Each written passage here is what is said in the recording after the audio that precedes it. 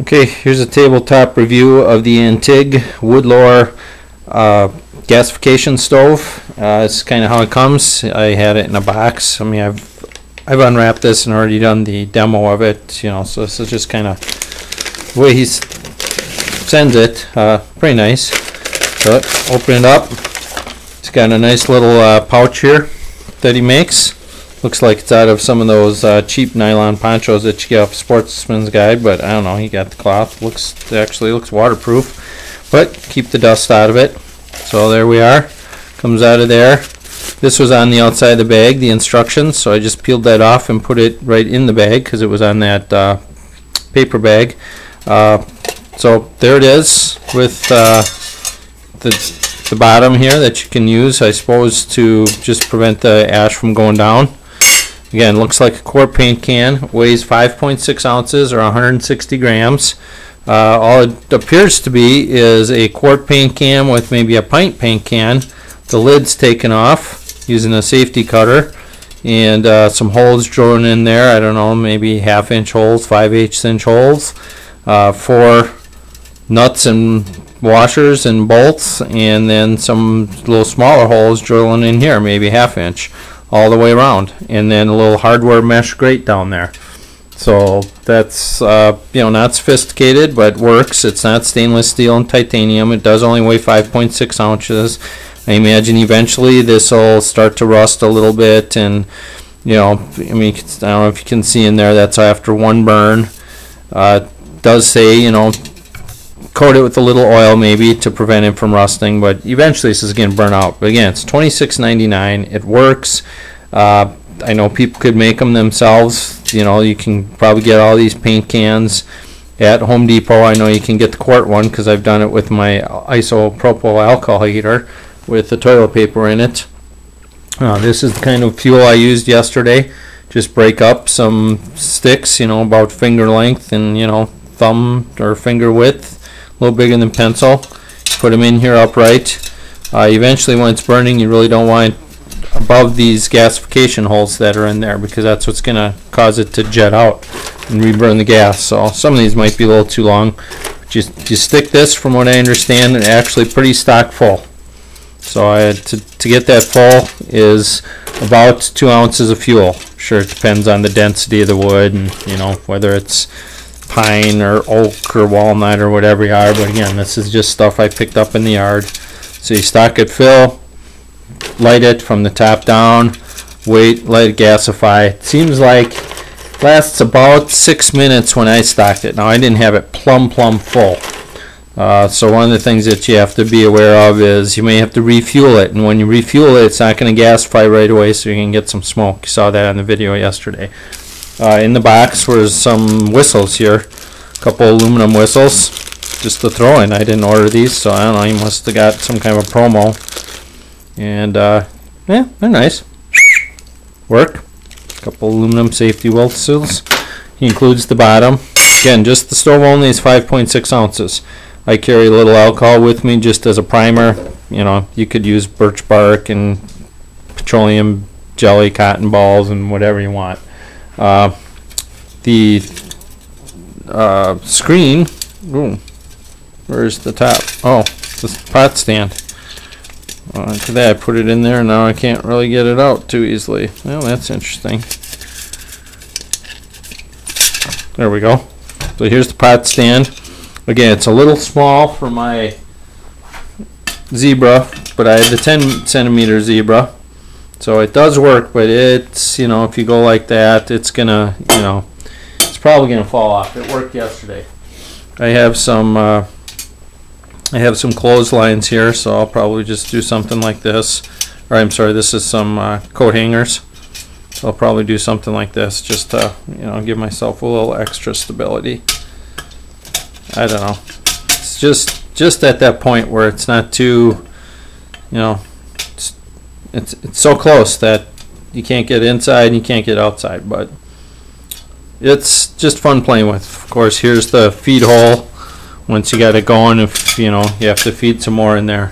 To be honest with you, I can't figure out whether it's supposed to go this way or this way. Not that I don't think it really matters much on the gasification side. This way seems a little more sturdy, but as it heats up, this can kind of move around on you. You know, that's how you feed it in. So I don't know. This way seems actually a little more sturdy because there's a little knurled edge on here, a bent edge, and so that fits in there a little bit better, and you know, allows you to feed it. I mean, again, I don't think it matters with the gasification. If I go to my glacier cup, you know, that really isn't going to fit in here. You know, that's definitely going to, you know, be a problem. So then I need to use this little piece of coat hangers here, and you know, now I can go like that. And if there's water in there, then that counterbalances the weight of the handles. But it's a little precarious. But again, it's a great stove for $26.99. I'm sure it will not last as long as the Bush Buddy. But as far as functionality goes, my guess is it'll function just the same. I know a lot of people like making these on their own, and you know, and I have the tools to do it, but I never really just get around to do it. So I spent the $26.99 to get it, plus shipping. The way I understand it, I'm not sure 100%. I think shipping for me was like $4 from California to the Midwest. I think he pretty much just charges you whatever the USPS fee is, and it came USPS priority mail. I ordered it on a Wednesday and I got it Saturday. So I mean, as quick as the mail gets here, it gets here. He ships them out right away. There's no backlog or any of that kind of stuff. The other thing I haven't played with, but I understand is it's possible with some of them. Now he's got the nuts and bolts here, so I don't know if I would get my Trangia in there or not. I'll have to play with that and maybe do another video, because these are a little big. I may have to cut those off with a Dremel, and maybe I could get my Trangia in there. So I'll do another video on that. Oh, thanks a lot. Bye. Okay, here it is with my Trangia. Hopefully you can see that. It actually fits perfect. I mean, it was like it was designed for that. Those, didn't want to cut those off. Those little bolts sticking out there act as a rest right there. Now there's going to be a lot of heat there, and that may cause the Trangia to heat up a little bit and start to boil the alcohol. That might just be too confined of a space for that amount of heat. I'll have to try that out, but it does fit perfect. Put on the stand. I'd say the height between the top and the here is maybe a little too big. This is normally what I have it in, so you can see that you know, that's only about an inch or an inch and a quarter.